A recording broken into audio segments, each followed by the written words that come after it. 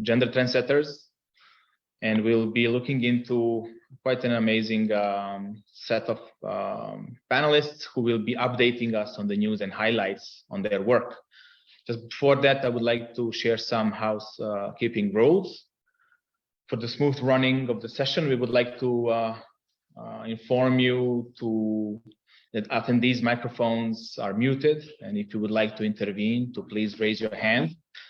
Once you're given the floor, the moderator will unmute your microphone. We will take questions through Q&A and chat. Please use these options. You can access the chat and Q&A by clicking the relevant button in the bottom bar of the Zoom interface. The session is live streamed on the WSIS Process Facebook channel. We also invite all of you to use this opportunity and promote your presence, and invite your communities and networks to join us through Facebook. The recording of the session will be available on the events page of the WSIS Forum 2023 website soon after the end of the session. This will also be an opportunity for all of you to learn more about the upcoming WSIS Forum 2023. So the WSIS process affirms the importance of promoting and maintaining gender equality and women empowerment, guaranteeing the inclusion of women in the emerging global ICT society. WSIS process and WSIS Forum has been trailblazing this particular task and a challenge since the very beginning. And we have made a lot of breakthroughs on this. One of them is the creation of the WSIS Gender Trendsetter community. They are our ambassadors, our amplified voices for all the work that we do for the gender mainstreaming and gender equality, using technology and ICTs, empowering women, young girls as well. Each trendsetter present today, and many more out there, has chosen a specific challenge or pledge to advance gender mainstreaming efforts in the field of ICTs. And once again, we are pleased to be joined today by a group of them that will be updating the WSIS community about their latest activities. Let me first give the floor to Mr. Malcolm Johnson, the Deputy Secretary General of International Telecommunication Union, and of course, one of the WSIS gender trendsetters, for his welcoming remarks. Mr. Johnson, please. Thank you very much, Vladimir, and good afternoon, good evening, good morning for some, no doubt. Thanks very much for joining us for this WSIS talk with my fellow WSIS gender trendsetters. Nice to see you all with us. Thanks for joining. So at this year's WSIS Forum, we all made pledges to strengthen gender equality and women's empowerment, and to guarantee the inclusion of women in the emerging global information society. And I personally pledged to work towards solutions for gender inclusion and the full integration of gender equality in the digital world. Globally, the ability to connect remains profoundly unequal, with women trailing behind men in internet access in most countries, but especially in the developing countries.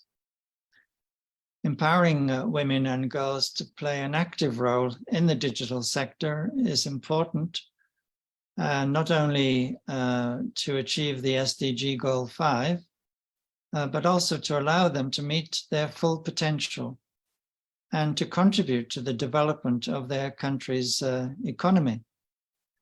At ITU, we seek to become a model organization for gender equality and to use the ICTs to empower both women and men. I've been in ITU as an elected official now for 16 years, but as a delegate goes back to almost 40 years. And I've seen a lot of changes, of course, in that time, but nothing more than the increased prominence of women in the ITU, I'm pleased to say. And that's especially so in the delegations coming to our meetings, but also in the staff. We have far more women working at the professional level in ITU now than than we did 16 years back. And of course, going up as they progress into higher and higher levels in the organization. And of course, recently had the election of Doreen Bogdan-Martin to be the next Secretary General. And that will be the first time ITU in its long history has had a woman Secretary General. So things are definitely changing for the better. And gender mainstreaming, of course, is central to the WSIS process and is a cross-cutting issue in all the WSIS action lines. The upcoming WSIS forum next year will include a special track on ICTs and gender mainstreaming. So I invite you all to contribute to that track and in the open consultation process, which is now ongoing on how to organize the event. We're aiming, as always, for a 50-50 at least gender participation. And I'm pleased to say we virtually achieved that this year, but perhaps not in terms of leadership level.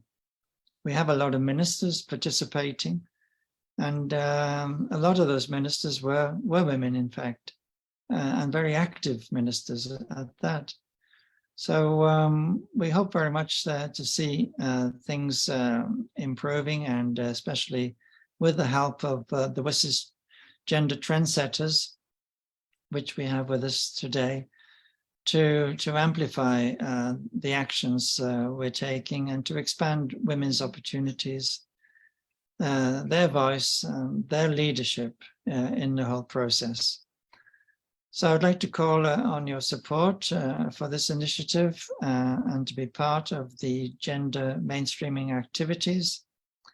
The WSIS stock-taking repository of women in technology is essential to the networking, collaboration, and the possible mentorships that are needed to provide opportunities for women and girls to reach their full potential. I'd like to say that just this morning I had the pleasure of attending a team meeting of our WSIS team, led by Gitanjali. And it was a very nice event. We had all the interns that help the team. Each year we have about 15 interns coming. These are very often students doing their masters, having completed their first degree. It's nice to see so much enthusiasm there to help us with this event, which really exists to bring the benefits of the technology to everyone everywhere. And we're certainly more than 50-50 when it comes to the gender in that team, I can tell you.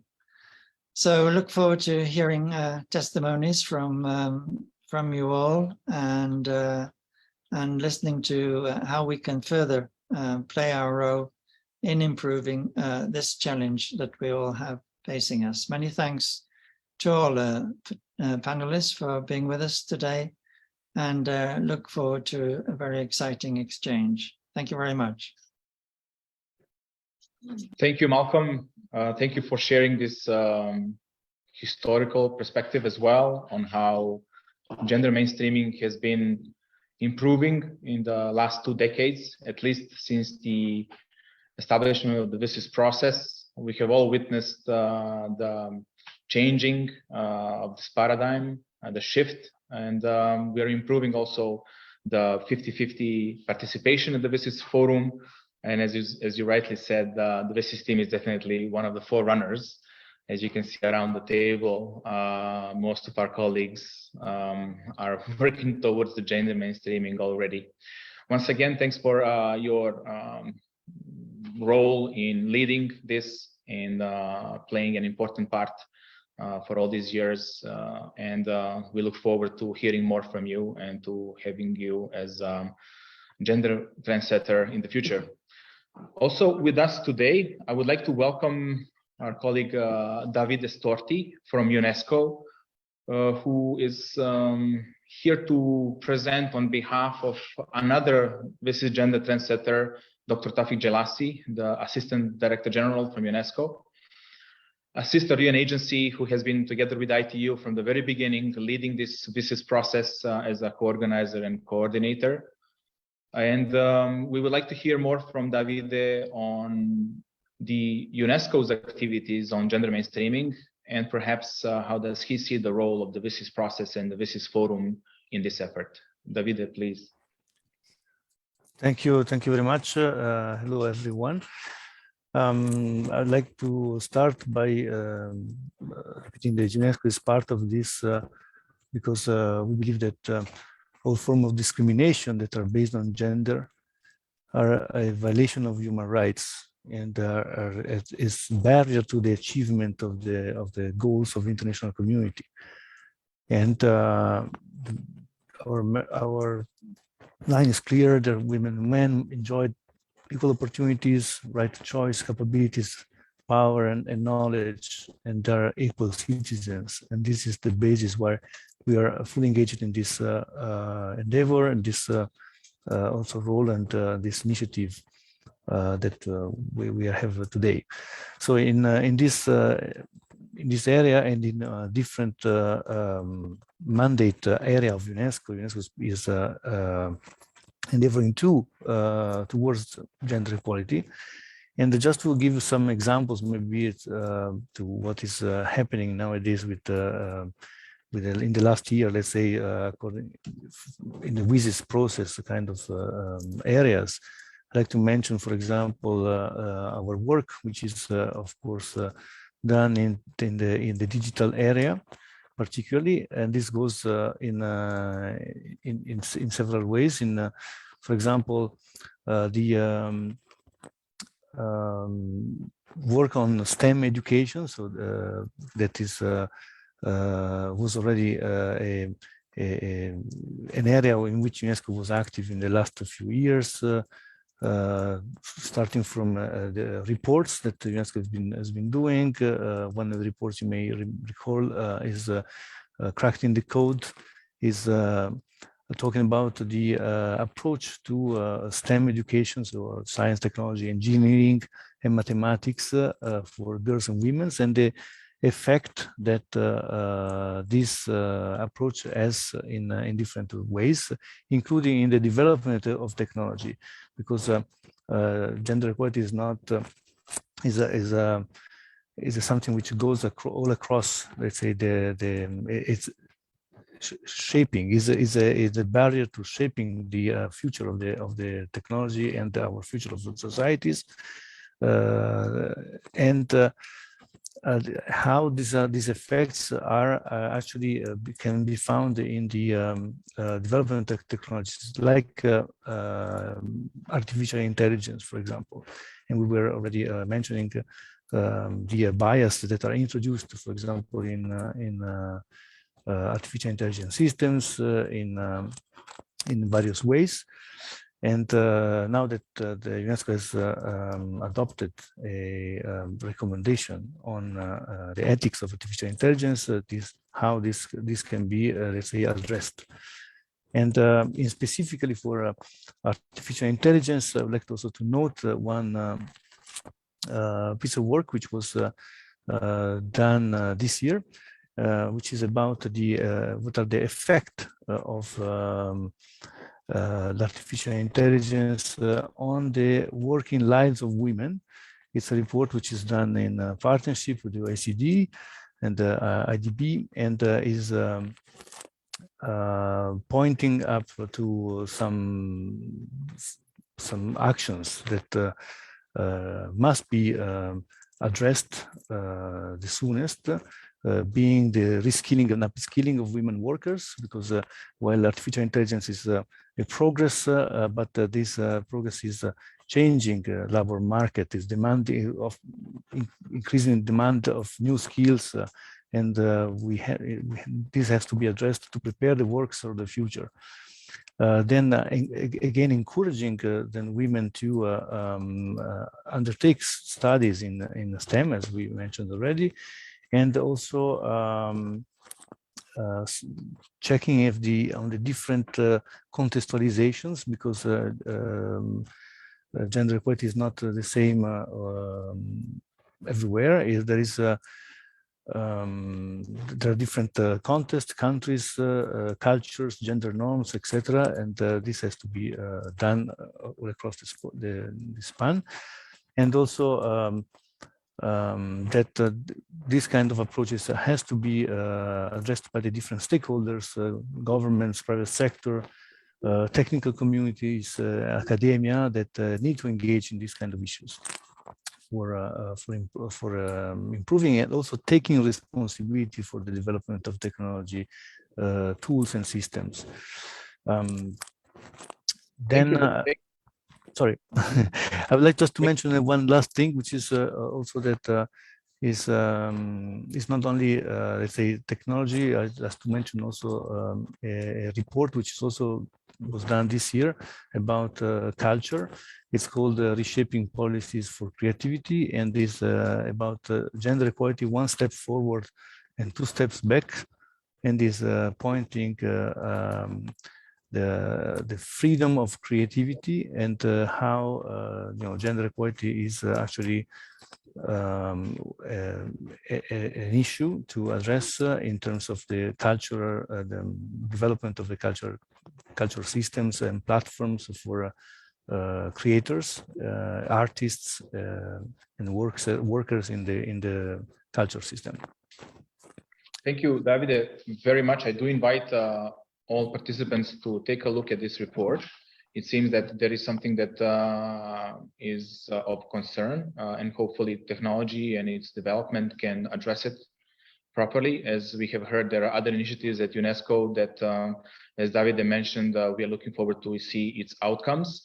Gender mainstreaming is a cross-cutting issue, and it goes through all other activities that we do. As we have seen, all UN agencies are working together, of course, with our sister agency, UN Women, to address these issues properly.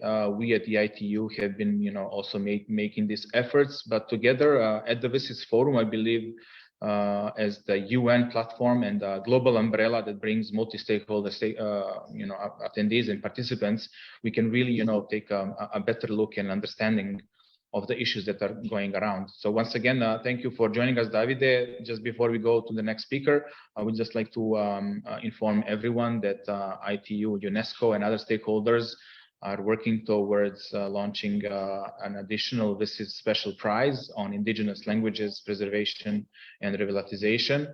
It will soon be available on our WSIS Forum website. I do invite all of you to follow and promote this very important topic and the use of ICTs in this effort. Our next speaker is Ms. Mei Lin Fang, chair and co-founder of People Centered Internet, and a long-time WSIS stakeholder. Welcome, Mei Lin. I would like to ask you if you could update us on the latest work being undertaken today by the organization that you lead, and its latest work to advance 50/50 trendsetters. Sure. Can you hear me? I want to just make sure it's working properly. So I shared my screen. We at the People Centered Internet are identifying this transition from formal to informal, from physical to include immaterial, from membership in an industrial society to stewardship for people, life, and planet. And women must lead the way. I have recently been co-chair of the UN Commission on the Status of Women report for next year. It has a wonderful set of recommendations, which will be discussed by the 193 countries. But it was after I attended that I realized that this change, this transition from the formal world to the informal world was happening. And for us as women, our voices, we have had difficulty expressing because we are so involved with the immaterial world, about caring, about sharing, about all these milestones that almost nobody else seems to recognize. How many hugs have you had today? And I see that the digital transition is coming towards us to measure the things that we care about. And the statement that not everything we measure counts, and not everything that counts can be measured. Well, as we begin to measure the immaterial world, as we begin to create registries of digital assets, much, much more of what we as women have been saying is important in life, needs to be considered, will be considered. I leave you with this final thought. The formal economy that's measured with dollars only represents what's done almost outside the home. Imagine if we can start tracking all of our activities in home, in social life, in family, as well as the formal economy. How much better would we be allocating our resources? How much better would we be stewarding our planet? How much better would we be offering equal opportunity for prosperity for future generations? Thank you. Thank you, Maylin. Thanks again for readdressing that. We are trying to measure, we are trying to, take account. KPIs are important to be set up, but we need to go beyond that and to really make sure that the message that we have, the feeling that is around, that is, the overall understanding of this issue is well addressed and spread, and that we should all work towards this goal. We will look into options and opportunities. ICTs are definitely helping us in this. Things are changing. Them have to be a bit more improved the way they're changing, but this is all lessons learned, and I do hope that we will be good students and make sure that we learn fast and implement, not based on our own mistakes, but on the mistakes of the previous generations. Thank you once again for being with us.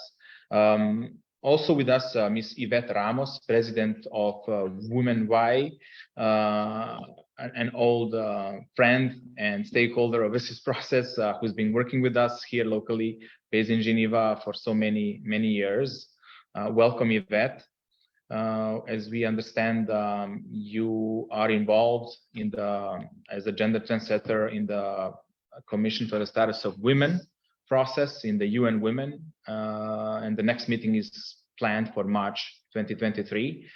Could you please share with us what are the suggestions that you are putting forward? Yeah. What are the key messages that you plan to highlight at this meeting? Yes, thank you so much. First, thank you very much to give me again the opportunity to give some news and updates. And I really like first to focus on the 4 main activities that we had since we last met the WISIS in Geneva.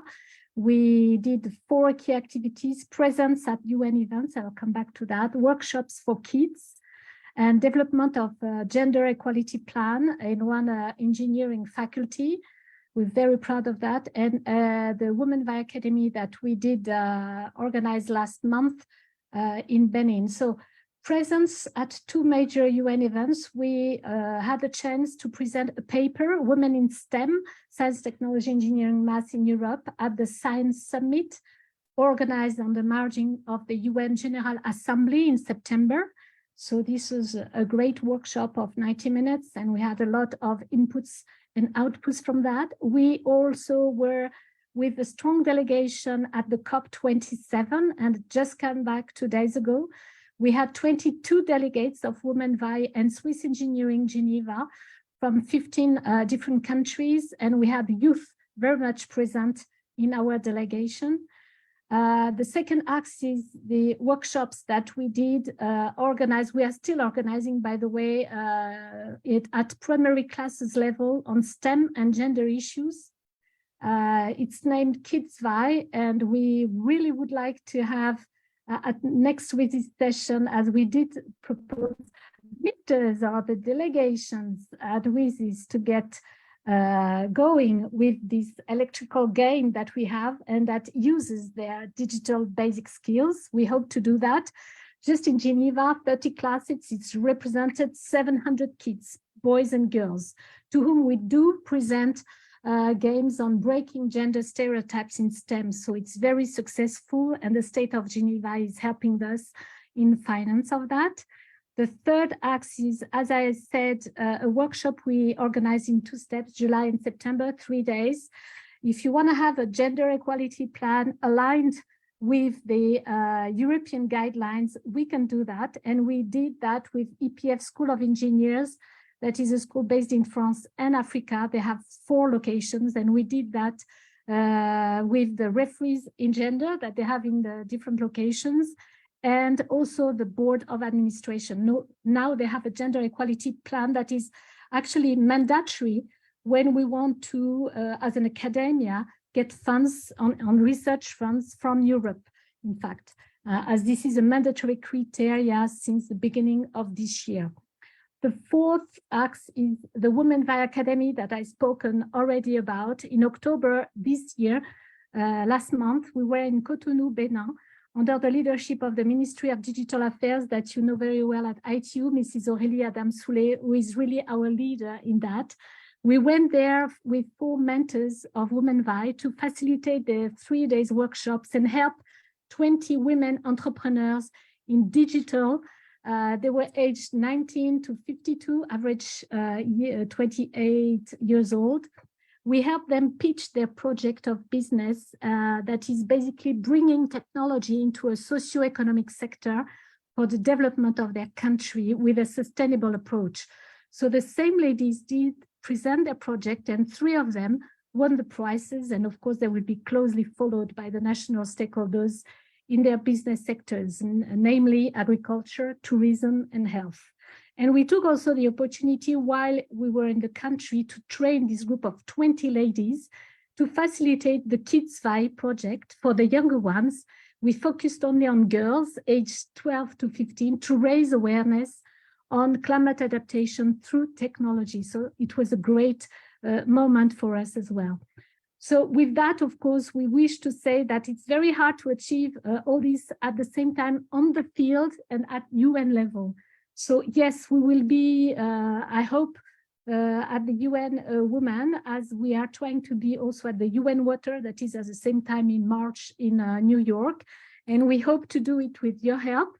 We are asking for special accreditation that we really hope to have, and not only to be there as observers, but also to be there and organize a side event with you and all the gender trendsetters who would be interested, of course. Thank you very much for your attention. Thank you, Yvette. Thanks for sharing the updates. Thanks also for the call that you have shared that we should all look into. I do agree that we cannot all do and be present on the ground level and on the global level at the same time, but this is why this group exists, and we should be helping each other. We would love to amplify your voice at the WSIS Forum, all these different activities that you do around the world. We also like to play games, especially if it's towards this important goal. At the same time, we do invite you to amplify the voice of the Gender and ICT special track at the WSIS Forum at the next meeting of the Commission of the Status of Women. And we look forward to hearing updates from this meeting at the WSIS Forum. So once again, congratulations on all the work you do. And do come back to us with the new updates soon. Thank you. Also with us today, we have Mr. Benoit Louvel, who is a Service Design Front Office Director from the Customer Service and Operations of the Orange Business Services. Welcome, Benoit. Your latest action is to develop the positioning of women within Orange Group, and in particular on B2B market within Orange Business Services. It is very important for us to hear the experiences from the private sector on this issue of gender mainstreaming. And we would like to hear from you. Are there any new activities put in place recently to achieve your objective? So hi everyone, nice to see all of you. Yes, there are new activities, but just there is an activity next week that is very dear to me, because next week is International Day against to fight against women on violence against women. So we are organizing an event on this day in order also to make it visible, the violences against women.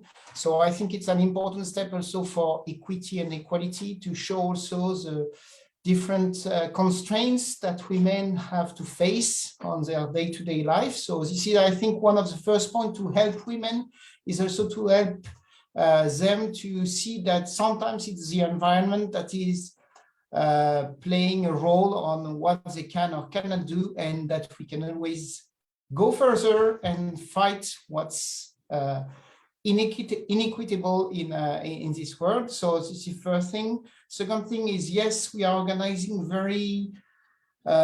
every month we are organizing workshops in order to support women to understand how to handle VUCA environments, which we all face today, where everything is unstable, changing, in particular in technologies. So we have to adapt to that, and so we are giving workshops in order to support, to define what are the objectives of people in this environment. But there are also different activities related to how to handle private and work-life balance, how to handle also activities that might be time-consuming sometimes at work, and still keep some time for oneself. So those are some of the activities that we do that are more oriented to women. And then there are activities that are larger, where we involve men, because it's also important to develop place of women, to make men understand what they have to do and what they can gain also to the development of women in a company like Orange, for example. So we are also organizing workshops on diversity and what diversity brings, what diversity, it's not only, of course, on gender, but in particular on gender diversity, what it brings to teams in terms of efficiency, in terms of new ideas, in terms also of transformation, because it is key to have different gender and cultures, of course, in order to evolve and to make a company evolve. And that's what we are working on. So one last point, I think, is we are also supporting sometimes outside activities, working with other companies, such as other STEM industries. I won't say other name, but within France, we are working in coordination with other companies in order to develop this. And we have events that we organize, for example, in January and March next year, with different companies, where the theme of those two events are around developing the place of women in all our companies, getting some feedbacks on good things that are done by the different companies, and trying to see how we can adapt it to different environments, different cultures of enterprise. And I think this is also key to have some lessons learned between companies, and to see what some have tried, things that are not working sometimes, because we can also have things that are not working, and first attempt in learning is always good. Fail is not a fail when it's used. So it's key, I think, that we are also learning from different companies, and that's what I would conclude on.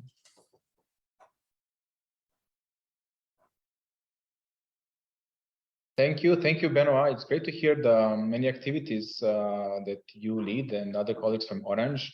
It's also great to hear that you have these synergies with other companies, that private sector is together in this effort, learning from each other. And we would love to hear more at the UN level from you. So please do consider bringing the outcomes of your workshops and all the studies that you do back to the WSIS Forum in March. We would love to welcome you and your other colleagues to present what are the challenges and what are the opportunities based on your experiences. So once again, thank you for joining us today. Tala would like to. I just wanted to congratulate Benoit and the Orange Business Services team on the appointment of a new woman CEO of Orange Business Services. She was recently appointed, so we're really happy to see that women are breaking the glass ceiling and getting appointed at executive positions at Orange Business Services. And we are proud. Yes. Great, wonderful. We see more and more women decision makers taking their places, rightly so. And of course, we will continue to encourage this trend, not only on decision-making level, but on all levels, operational. And as a colleague from UNESCO, Davide mentioned, everything starts from education. So all the efforts that we can put into promoting girls in STEM, girls in ICTs, a lot of these things are happening at the ITU for many, many years. Following the WSIS Forum, we will have another International Girls in ICT Day and many other things that we are contributing towards the same goal. So once again, I believe we should be learning from each other and putting these synergies together and presenting them at the WSIS Forum, being such a wide and global platform. Our next speaker will share a bit of the stories from the ground, different region, different ground, different environments. Ms. Natalia Rodionova, founder of Sisters of Code and IT Academy, STEP Cambodia.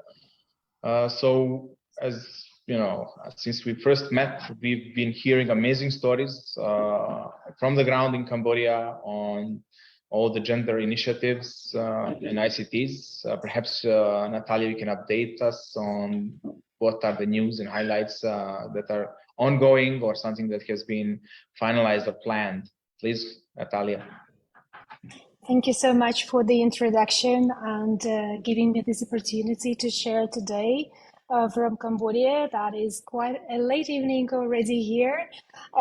So I'm happy to share the news that Sisters of Code has been doing for the past several months. And it was very busy time for us since we work in education, as many other panelists today have highlighted the importance of education. So this area requires a lot of work. In Cambodia, only 10% of female students choose to study technology, so it's male dominated, and we are trying to change the situation. That's why this year we have tried a very new approach, and I would like to share the findings we have, which may be helpful to everyone else working in the community development and education.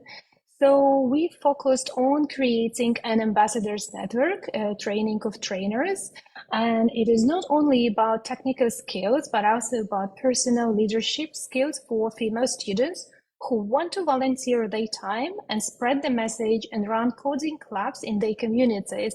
So it's kind of girls supporting girls, and that allowed us to grow in Cambodia at a very fast pace. And now we are represented in 16 provinces. So if 3 years ago, we've been only presented in one city, now we are in 16 provinces, which is absolutely incredible opportunity for girls to join the coding clubs we have. I also believe that this peer-to-peer training allowed us to bring to the spotlight most motivated and engaged students. as well as stay relevant to the young generation. Sometimes if we look at the school system, which is very traditional and often lacks resources and also delivers the lessons in an instructive way, it not always works. So when you have young people who can become like trainers and share what they know and engage into the educational activities, it really works. So I would like to encourage everyone who is working in the field of education while addressing gender issues, consider reviewing the educational framework and see if peer-to-peer approach can be implemented. It really worked for us. And I believe that innovation and creativity is so important, such important areas to be explored in education, and make sure that we serve the purpose of the developing skills for our students in the best way. So I also thought by having those training of trainers and bringing girls to become ambassadors and start the clubs, we also boosted their self-confidence, and what we also have achieved that some of them even got scholarships abroad that they didn't thought about before, but since they have became involved in the community work, they were more confident, they tried other things, and so it helped them to get in Korea, UK, Japan, and also inspire other students to see how to expand the educational paths beyond what Cambodia can offer. Yeah, so that is one thing that I really want to share today. Another thing that I want to mention that somebody already told today about the Day of Girls in ICT, which is happening in April. We had that in Cambodia, and that was really an outstanding opportunity to kind of join virtually the global community. So if you work with women or work with girls, check this out. This is a great event, and I'm very thankful for ITU supporting the event with different promotional communicational materials. Another point that I would like to mention, and it was an interesting experiment for Sisters of Code in Cambodia. So Cambodia is a developing country, and we have very limited access to IT companies here. So we had a chance to bring a group of students to Singapore to visit IT companies, NTT, NCS Next, Google, Adobe, Informatica. So kind of get them feel what does it mean to work in that area, meet people and talk to them. And this opportunity to connect to the private sector actually was an amazing learning experience. Because I do believe as an educator that learning doesn't happen only in the classroom. It happens like through everything we do.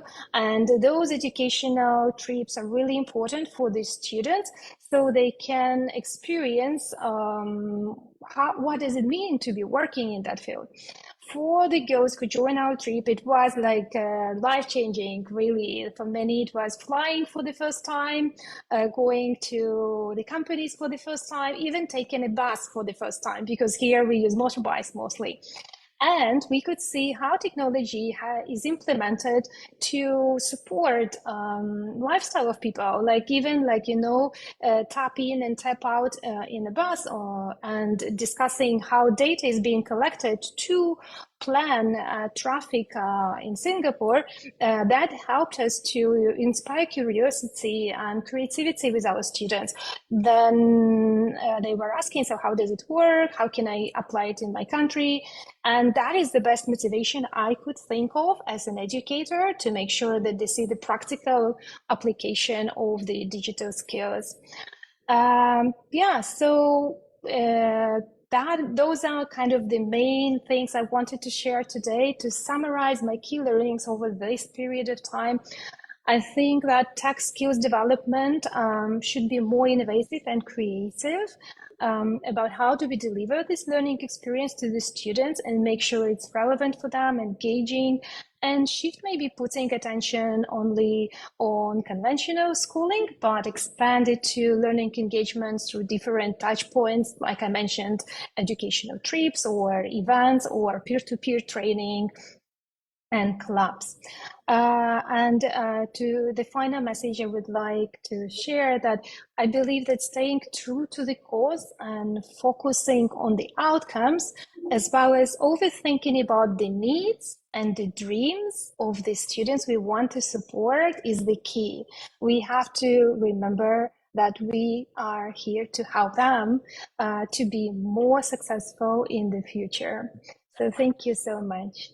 Thank you, Natalia, for sharing this with us. We do believe that capacity building opportunities can always be seen as the life-changing opportunities. So all the different courses, lectures, studies that you are providing to the community in Cambodia, as we would like to also see at the WSIS Forum in March. So please use the opportunity as the WSIS Gender Trendsetter to also discuss other opportunities that are taking place at the WSIS Forum. Let's celebrate some of those successes back at the WSIS Forum through the WSIS prizes and all other options that you have. And we'd like to connect with some of your students, perhaps since now we are, running a hybrid event, fully remote participation enabled. Let's hear back from them. Let's celebrate their advancement, the new perspectives that they have. So please come back to us. I would like to hear more on these individual opportunities and invite all of them to be a WSIS stakeholder, full member of the WSIS community. Also with us is Ms. Elena Estavillo Flores, CEO of Centro IPARA, la Sociedad del Futuro. Welcome, Elena, once again. We have had pleasure to also have you as one of the WSIS Prize champions. It's great, really, that we have you on board today with us as well. We'd like to ask you, why is it important to address gender digital inclusion with a systematic approach? What does it really stand for, and what are the outcomes that you believe can be a result of such a systematic approach? Yes, hello, very, very glad, happy to be here again with you. Well, I believe that, in fact, gender perspective is a systemic approach. We have been, a systemic approach because it takes into account structural factors that affect the way in which we relate, women, men, different groups, in a way that responds to structural conditions. And gender perspective, in fact, is a systemic approach.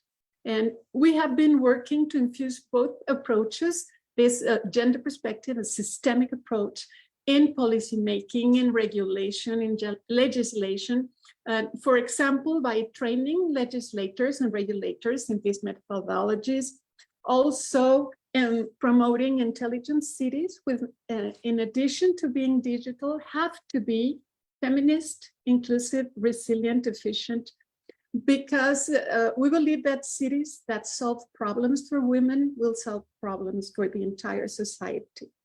And we have developed, our site, in fact, is called feministcity.org. We also launched a citizen-led initiative for national digital transformation strategy that has a systemic approach with a gender transversal component. We have been partnering in Mexico with UNESCO to put in action the recommendation on ethics in artificial intelligence, putting in special emphasis on countering gender biases, which also calls on producing more gender data that we're lacking. And also one thing that I find very interesting is that, well, in fact, I have been working as an expert for United Nations Women in preparation of next year's session of the Commission on the Status of Women.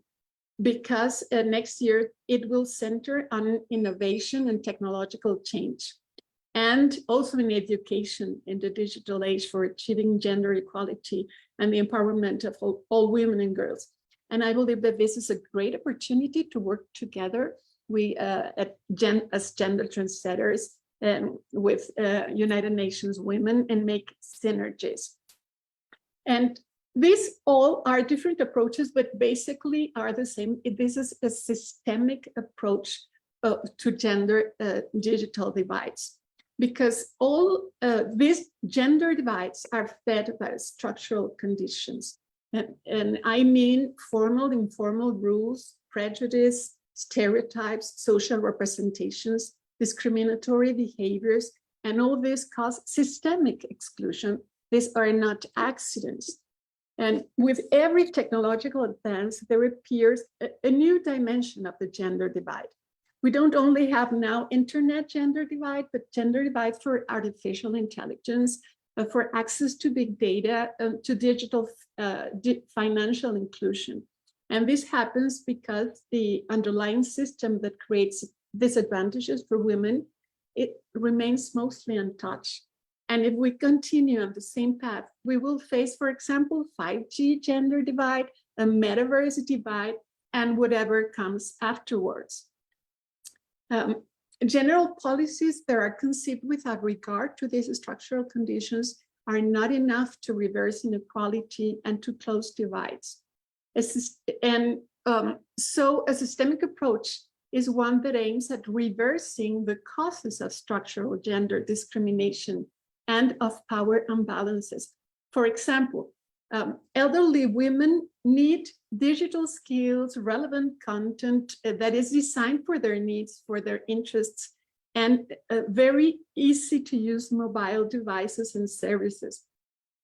We have been witnessing that many e-banking actions have been excluding the elderly, and particularly elderly women, not only from digital services, but from banking and financial services that they already had access to.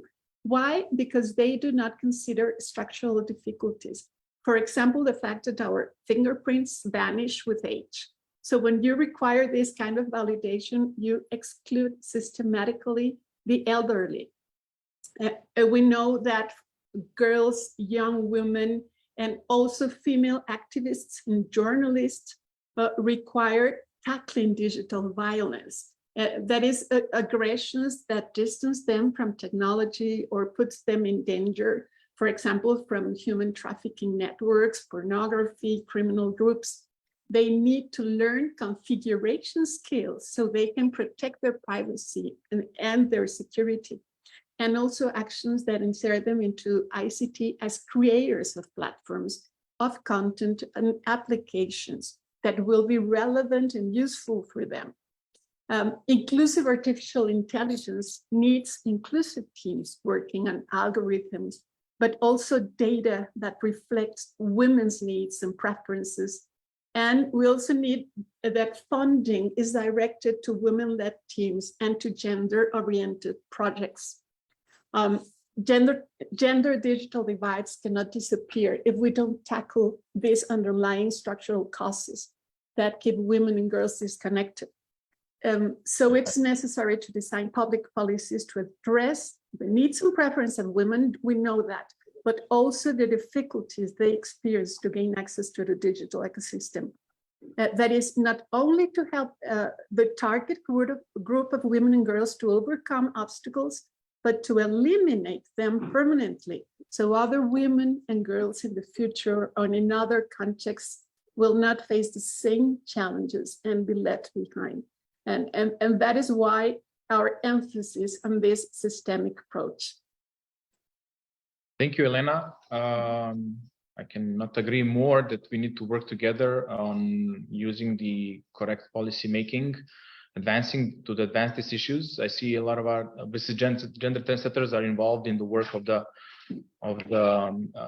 Commission on the Status of Women, contributing to it. I believe we should all be working together as this is gender setter community in seeing how we can have a civil, a unified approach to it as well. One of these synergies, as you know, maybe our participants remember, was in 2010 of the establishment of UN Women. That prior to that was kind of scattered throughout the UN system, from the Division of the Development of Women to UNIFEM, the Fund for Development of Women, to the Special Office of UNSG Office for the Special Advisor on these issues. So, this was a great result, and I think the UN Women is doing a tremendous job. We do want to mention that they are also one of the facilitators of the VISIS process with whom we work very, very closely. Thank you again. Good luck with the rest of your work. We look forward to hearing from you in the future and to see how we can, really have a unified voice at the next meeting of the CSW. Our next speaker is Ms. Susana Arechea, Digital Community Center Project Director from the New Sun Road. Welcome again. We've been celebrating the work of your community efforts. Always very inspiring to hear from you. What have you achieved lately with the digital community centers for the rural indigenous population? Thank you very much for the invitation. I'm very glad to share this information with you. We are now not only 10 digital community centers, but 20 and going to 30 very soon. We install and train more than 200 indigenous women in digital skills and provided digital services to more than 3,000 people living in underserved communities. As you can see in the video, we are going to these communities that don't have access to electricity, and we are maximizing their potential by installing this technology and by providing training, education, and allowing women to manage these centers, and they become entrepreneurials. They become this center as their own entrepreneurial activity. So we have the different approach. First is a need and community-based solution. So we conduct group interviews and service and economic gender knowledge, so to tailor the solution. We teach not only digital and entrepreneurial skills, but also leadership and financial, that it's very important. And we support the women's political empowerment by creating a women's leadership committee with the Snowflake model and the leadership methodology of Professor Marshall Ganz from Harvard. We also established these women-led digital community centers with more than now 88% of their income has been increasing thanks to the support of the local team. Everything is in the local Mayan language, in Quechua, and now in Chuj, and soon we will have more content in Ixil. As you know, we are very diverse in Guatemala with more than 22 Mayan language. And so we have different strategic collaborations. And one of the most important things that I want to highlight is that they are using high technology. Our stellar integrated systems come with our own software platform of monitor and control. And that has been recently selected as the managed platform for PG&E. This is the biggest utility company in California, and we are doing all their standalone systems with this technology, as you can see, with these women to manage the centers, but not only the computers, also the power systems. They learn how to create a business models with a lot of feedback from the community. So we follow the 5 steps of design thinking. We have been doing a lot of progress with this. I'm very excited to share that we are going forward to achieve 5,000 digital community centers in the next 5 years, and hopefully engage with more than 500,000 indigenous women around Guatemala. Thank you, Susana, so much. It's a great pleasure to be together with you on this road. We look forward to promoting the work you do and the success from the ground. we do invite you, but everyone else, all other gender trendsetters, to really use the opportunities at the WSIS Forum and the WSIS prizes, the new ones, particularly on this, Susanna, on the indigenous languages that we are about to launch. We'd love to have you promote and present this work, the use of technologies to preserve and revitalize peoples and culture, indigenous peoples and cultures. So please come back to us. We will be more than happy to promote the work that you do. Once again, thanks for joining us, and we look forward to hearing from you. Our next speaker, we have two more. Thank you for your patience. We are just about 1 hour since we started the session. Thanks for, of course, the time that you have allocated for this important session and topic. Together with us today is also Ms. Vidya Y, co-founder and trustee of the Vision Empower. Welcome, Vidya. You have chosen to motivate girls and women with and without disabilities, and also enhance digital skills for girls and women with visual impairments as your pledge. Tell us more about your latest work, and of course, congratulations on your nomination for the national awards, which are given on the International Day of Persons with Disabilities on the 3rd of December. Yes, thank you so much, and I'm really excited to share the latest updates. I think I've shared the statistics earlier also, that we have about 285 million people with visual impairments, and 1/3 of them live in India. And out of that, we just have a handful of people who have studied STEM related subjects beyond high school. So this is the reason why I've started my own organization, Vision Empower.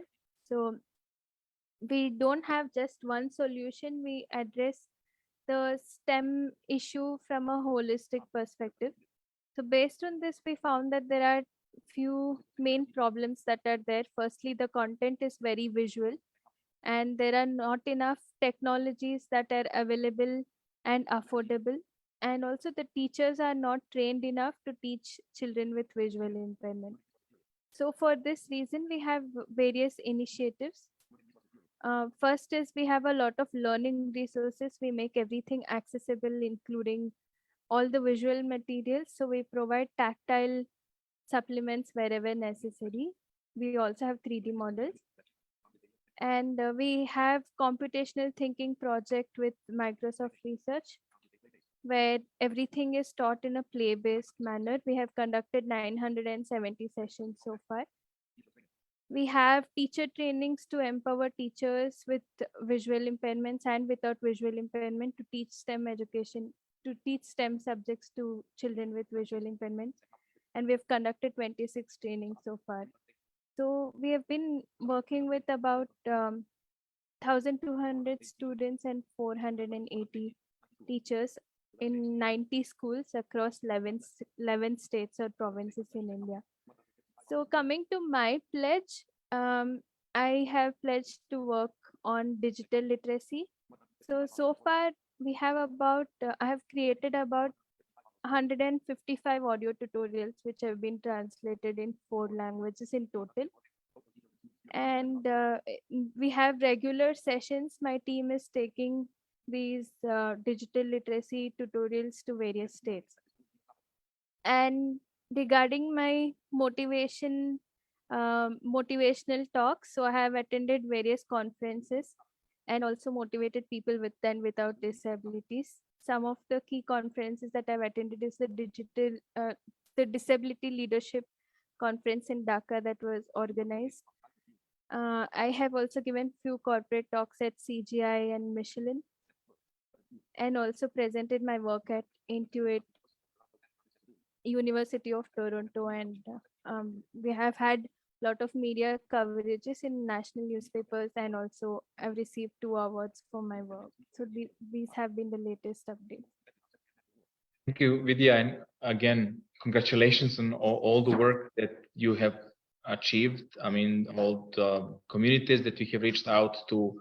This is really an amazing effort, and we would love to continue promoting your work, but also the work of all other gender trendsetters. I invite all of you to share any updates in advance. so that we can all also contribute and promote your particular activities, sessions, that we can actively participate and attend some of them if possible, if not physically, at least through the virtual opportunities that are now more and more available. Our final speaker for today, very happy to welcome Ms. Gabdibe, National Coordinator from Action pour l'Éducation et la Promotion de la Femme from Chad. What is your organization's latest contribution to digital gender inclusion? If you can share some updates on this, please.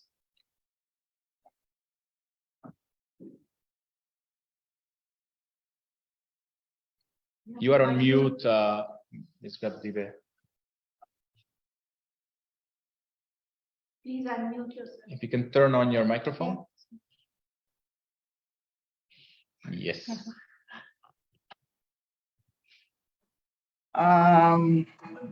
Hello, can I speak in French? Yes, please go ahead. Bonjour tout le monde.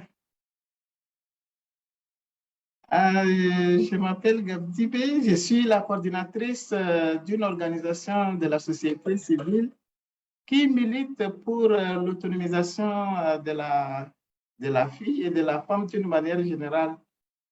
Et ce que nous faisons actuellement, c'est nous faisons un travail de sensibilisation, un travail de formation des filles, et surtout les filles du secondaire.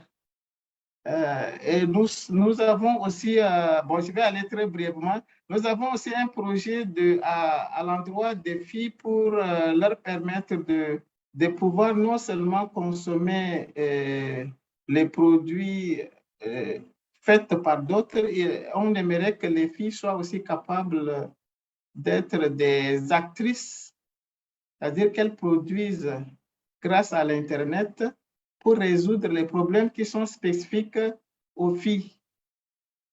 Donc, le travail que nous faisons en ce moment, c'est un travail de sensibilisation et sensibilisation aussi par rapport au problème de l'insécurité en ligne. Parce que nous nous sommes rendus compte que les filles sont parfois, elles n'ont pas la possibilité d'être suivies sur les réseaux sociaux et autres. Parce que quelquefois, les parents même ne maîtrisent pas l'Internet parce qu'il faut reconnaître que le taux d'accès à l'Internet et d'utilisation de l'Internet au Tchad est très, très, très faible.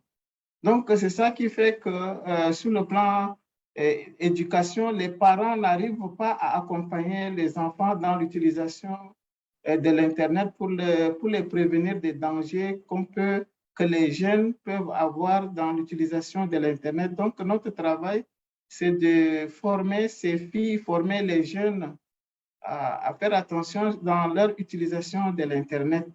Donc, c'est à peu près ce que nous faisons, mais le projet que nous avons ces derniers temps, c'est de pouvoir avoir des données sur l'utilisation de l'Internet. Ça veut dire que quels sont les jeunes, l'utilisation de l'Internet par les jeunes et l'utilisation de l'Internet par les filles, voir lesquels qui utilisent et quels sont leurs domaines de prédilection.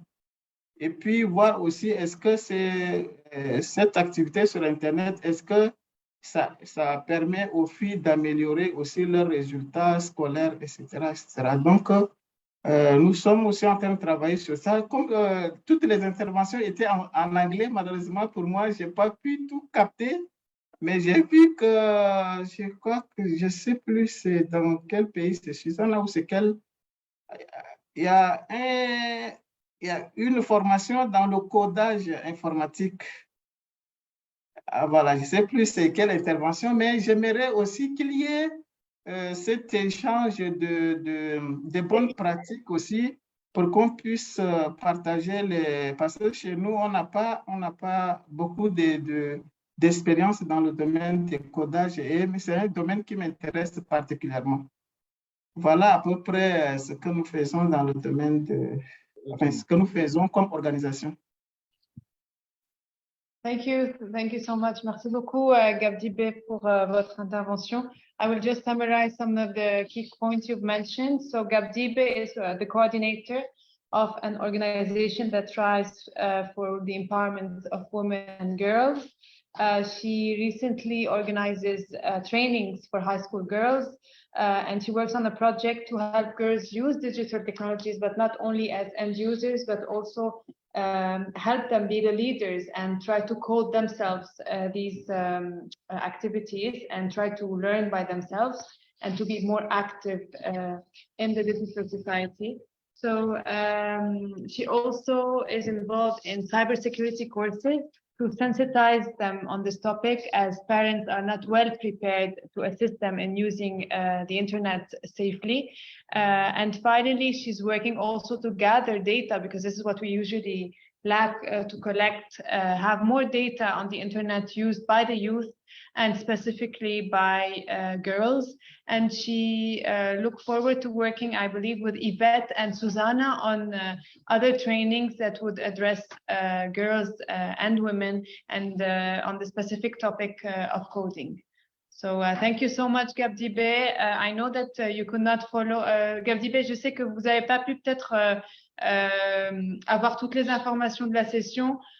Si vous souhaitez, on peut essayer de traduire quelques points qui vous intéressent et nous vous les enverrons par mail. Donc, ne vous inquiétez pas, on essaiera de le faire. Merci beaucoup.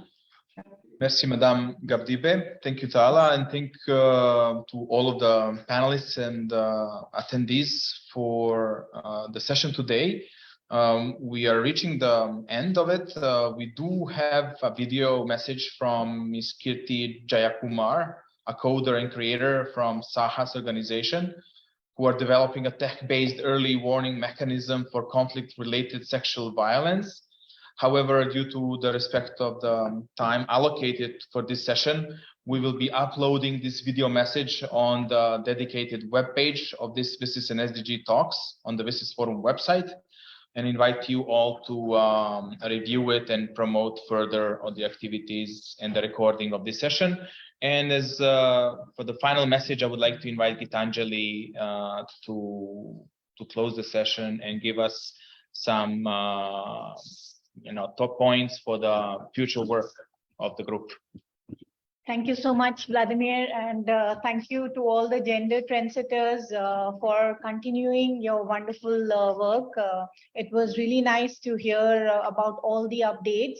And one update from our side is also that the United Nations Group on Information Society, UNGIS, has submitted a joint contribution to CSW as well as to how the 32 UN agencies who are part of UNGIS are contributing to the digital gender inclusion. And so Davide from UNESCO has been a part of this as well as a vice chair of UNGIS. So this is an important update. And Vladimir and Tala have already informed you that we will have a special track on ICTs and gender empowerment. So we should already start planning. We encourage the gender trendsetters to already start planning what we would like to do at the WSIS Forum and what outputs do we want to see. So let's have some concrete outputs maybe as a group. We know that all of you are doing a lot of work individually, but concretely, maybe we could come up with one output. And of course, Susanna, we wanted to ask you how your baby was doing, because last time you were about to have a baby. So, oh, how cute is that? That was so sweet. So it's really nice to see a youth delegate in this meeting as well. So thank you so much, and look forward to planning with all of you towards the WSIS Forum 2023 in March. There is a hand raised. Let me just see. My colleague. It's you, Maylin. Okay. Yes, go ahead, Maylin. Please. Go ahead. I just wanted to give input. I was co-chair for the UN Commission on the Status of Women for the Asia Pacific, Europe, Africa, and Middle East.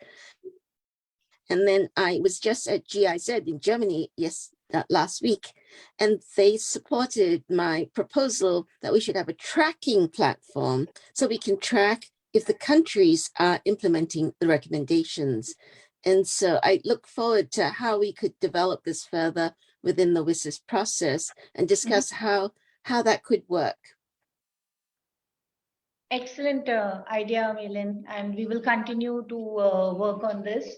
I think one of the ways we've seen that by establishment of UN Women, they have also increased the capacity to have a UN Women officers in a lot of offices of UN around the world. So perhaps their presence there will help them track some of the issues. But WSIS Forum, having stakeholders everywhere, not only in the capitals and the UN offices, could be a very good mechanism also for tracking. So please, Mei-Lin, if you can, elaborate on this a bit more towards the, WSIS Forum, so we can, open this discussion up and see how we can set this up. This would be very, very important.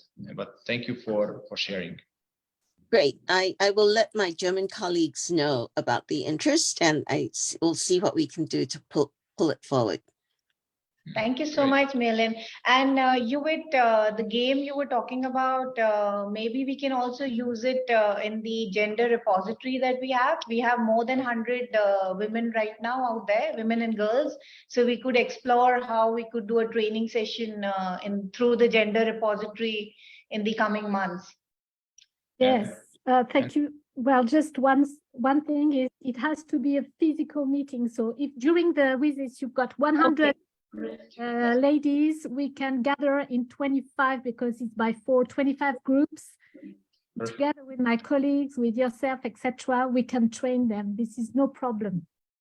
I have enough games during 1 hour and something to present that. Of course, with kids, you need at least 2 to 3 hours because it takes more time. But with all our colleagues, 1 hour, 1 hour 15 to be enough. Yes. And I have I put in the chat about the CSW at UN Women. Do you know how many gender trendsetters will be there? Because I'm trying to be there. As I said, I think I will be there towards the end of the 2 weeks. So it would be really fantastic if you can go there and actually demonstrate what we do. Yuvit, it's a very good idea. What we could do as well is we can anyway have WSIS talks at that time, and we could kind of link it, popularize it with the hashtag of CSW. And Mei-Lin, you're quite clued in about the process, so you can also assist us. We can ask our colleagues from UN Women as well. So we could plan something around that time, but I believe it is also close to the WSIS Forum. So please plan accordingly. Don't miss the WSIS Forum. Actually, that is why. Yes, you're right. I was planning to be here. It is the same week, 13, 14, the WSIS. And at the end of that week, I'll be in New York. They didn't match the times, but I will be at both. No, but let's use the opportunity. We could still align maybe some of our gender trendsetter work during the WSIS Forum and link it with CSW. So we look forward to your advice and guidance. Perhaps have a meeting of the gender trendsetters present there, and we can help remotely from Geneva, and our colleagues from the ITU's office in New York can also support. We should get a room and see what we can do. I'm waiting for the coffee in Geneva. Yes. Explain that. No worries. Okay, anytime. Okay, thank you so much, colleagues. We'll close now. We are already late. Thank you. Thank you very much. Bye-bye. It's been a pleasure. Bye. Thank you. Bye-bye. Bye. Bye, everyone. Bye. Bye.